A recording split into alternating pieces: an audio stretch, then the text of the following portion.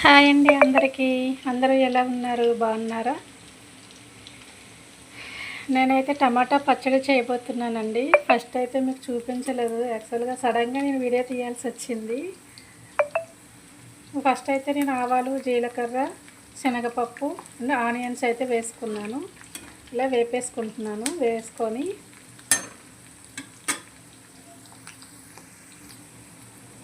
చూపించలేదు కదండి, అందుకోసమని నేను మళ్ళీ చెప్తున్నాను. ఆవాలు, జీలకర్ర, కొంచెం శనగపప్పు అండ్ ఆనియన్స్ వేసుకొని నేనైతే ఇక్కడ తీన్ పావు వరకు నేను టమాటాలు అయితే నేను ఇలా కట్ చేసుకున్నాను. నేను విత్తులు తీసేసానండి. విత్తులతో పాటు కూడా వేసుకోవచ్చు. నేను విత్తులు తీసేసి కట్ చేసుకున్నాను. ఇప్పుడైతే నేను టమాటాలు కూడా వేసుకుంటున్నాను.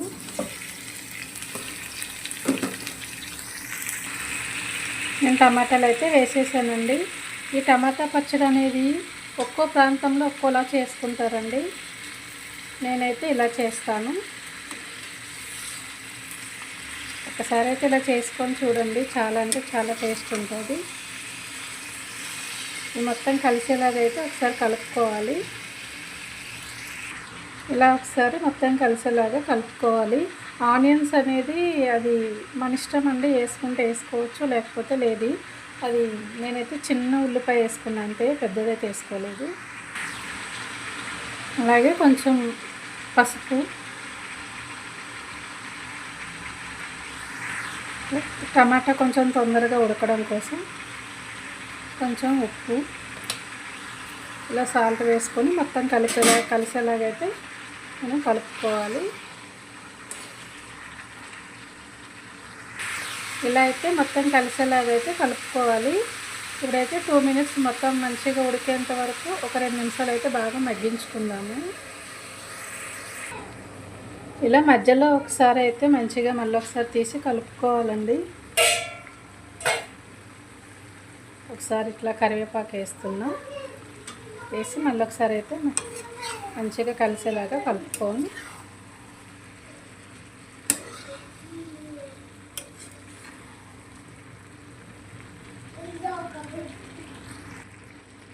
ఇలా కలుపుకొని మొత్తం టమాటా మంచిగా ఉడికేంత వరకు అయితే ఒక మూత పెట్టేసుకుంటాను.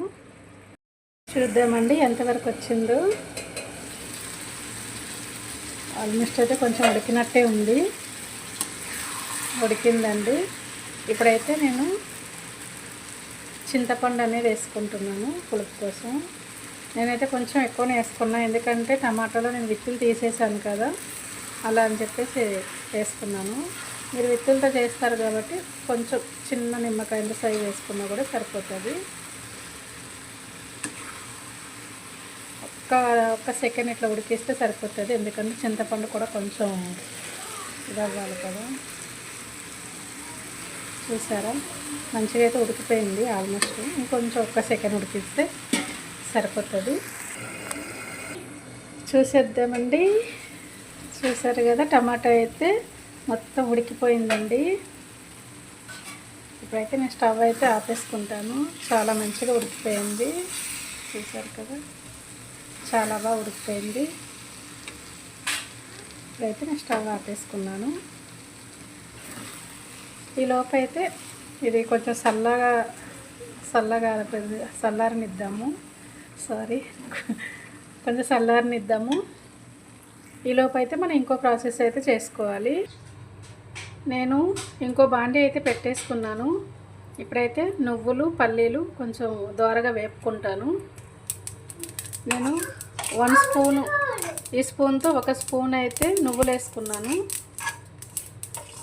ఇలా నువ్వులు కొంచెం చిట్పట్లాడేంత వరకు వేపుకోవాలి.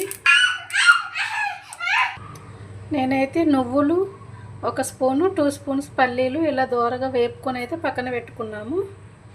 నేను ఇంకోటి చెప్పడం మర్చిపోయానండి. నేను కారం వేయడం చూపించలేదు. నేనైతే కారం పొడే వేసాను. పచ్చిమిర్చి కూడా వేసుకోవచ్చు, పిల్లలకి ఇబ్బంది అవుతుందని చెప్పేసి నేనైతే కారం పొడే వాడతాను. అయితే నేను టమాటా ఉడికించాం కదా, అప్పుడే నేనైతే కారం అయితే వేసేసాను. మీకు అది నేను చూపించలేకపోయాను, కారం ఒకటే వేయడము. నేనైతే ఇప్పుడు పల్లీలు, నువ్వులు మిక్సీలో వేసుకున్నాను. ఇంకోటి ఎల్లిపాయలండి, అలాగే జీలకర్ర, ఇంకా సాల్ట్ అండి. ఇప్పుడు మిక్సీ పట్టుకోవాలి. ఇలా అయితే నేను బరకగా అయితే మిక్సీ పట్టుకున్నాను. ఇప్పుడైతే మిక్సీ గిన్నెలో కొంచెం ఇట్లా కొత్తిమీర టమాటాలోనే మంచిగా కలిపేసుకొని మిక్సీ గిన్నెలో వేసి మిక్సీ పట్టేసుకుందాము. అంతేనండి ప్రాసెస్ అయితే. మిక్సీ గిన్నెలో వేసేసి మిక్సీ పట్టేసుకోవాలి. చూసారు కదా, ఇప్పుడైతే నేను మిక్సీ పట్టేసుకుంటాను.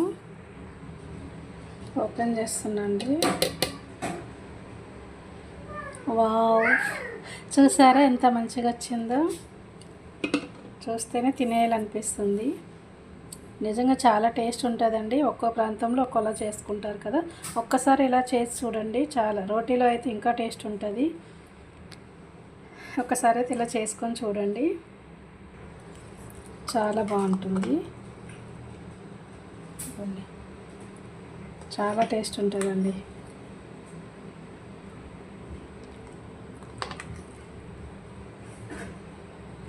నా కొడుకు అయితే చాలా ఇష్టంగా తింటాడు. చాలా ఇష్టం, చాలా బాగుంటుంది. ఒకసారి అయితే ట్రై చేసి చూడండి. ఇంతే అండి, టమాటా రోటీ పచ్చడి సూపర్గా అయితే వచ్చింది. నేను మళ్ళీ అయితే తాలింపు అయితే పెట్టుకోను. ఒకవేళ పెట్టుకునే వాళ్ళైతే పోపు వేసుకోవచ్చు. చాలా టేస్ట్ ఉంటుందండి. ఒక్కసారి అయితే ట్రై చేయండి. బాయ్ అండి.